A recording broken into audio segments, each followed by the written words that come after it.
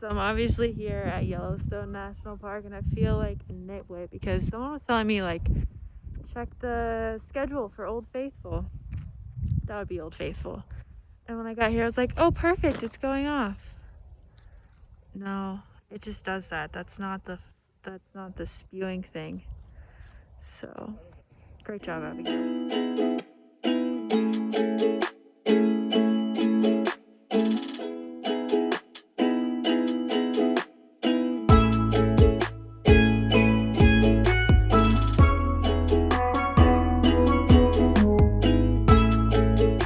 Alright, so you're seeing an outfit change because I'm back at Yellowstone. I went through here one day and didn't really do that much filming for you, so hey babes, I'm back at Yellowstone. Can't really blame 'em, baby.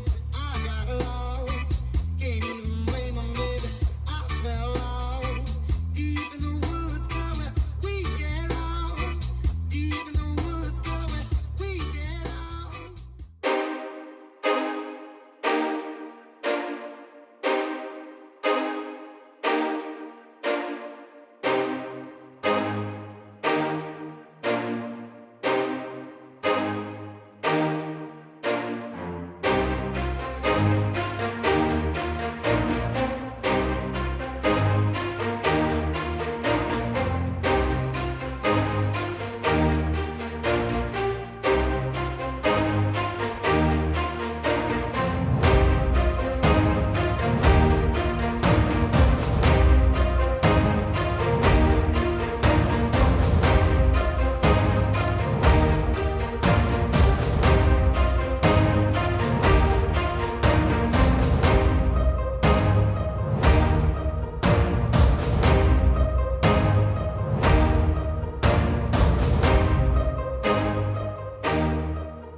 So this is Fountain Paint Pot, the most dynamic hydrothermal area in the park because it has geysers, the mud pots, thermals. It's wild to see how like this probably was pretty good forest at one point and now it's like all the trees are dead.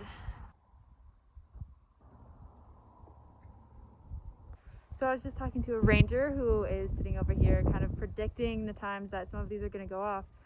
And it's just wild because some geysers and springs go off constantly, like they almost never stop. I was just watching one. He said it goes off all day, only stops for like 4 minutes, and sometimes it doesn't.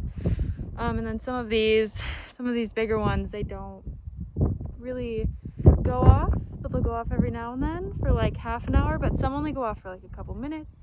He said it all just depends on kind of like the internal plumbing and mineral structure, how long it takes for all of that water to go back down and heat up and then push past the cooler surface waters, and then it keeps doing that. So it kind of depends on how constricting the plumbing is. It's gonna make more pressure and ooh, it started going off again. I think some of these are mud pots, which are really interesting. And what I was reading is that it totally depends on the precipitation in a year, and basically there's not enough groundwater for it to be a spring, but there's really like acidic volcanic gas that comes up and mixes with some of the precipitation and starts breaking the rocks down, so you get like this clay mud pool, but they're really only muddy depending on how much precipitation has come down that time of the year.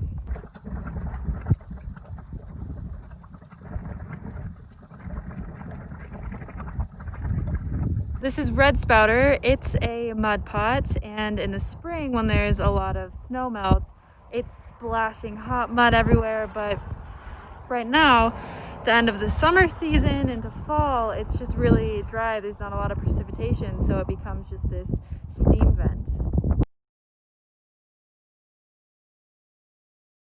This absolutely fascinating aspect of Yellowstone may be often overlooked, but is responsible for most of the colorful display surrounding bright blue springs and geysers. Bacteria mats are composed of bacteria and thermophiles that live in the warm spring water. Thermophiles are heat-loving microorganisms. These bacteria mats can range in color from green to brown to yellow to orange. Their color is dependent on the heat of the water and can change due to environmental stresses, such as intense sunlight in the summer months. They offer the striking contrast to blue springs, causing a rainbow effect. Bacteria mats also offer unique habitat to certain kinds of flies, which are an essential part of native bird diets.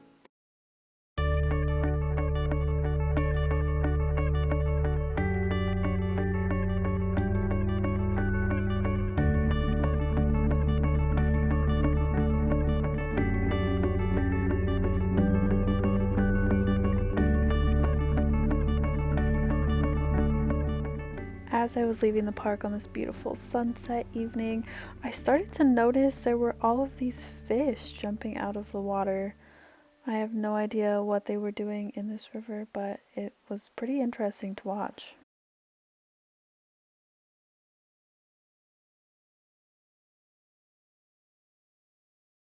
Pay close attention to the bottom right hand corner of the screen. Please don't ever do this. These people are walking on delicate bacterial mats, and also many places of the crust around these springs are very fragile, meaning you could fall in and literally boil to death. It has happened to people before.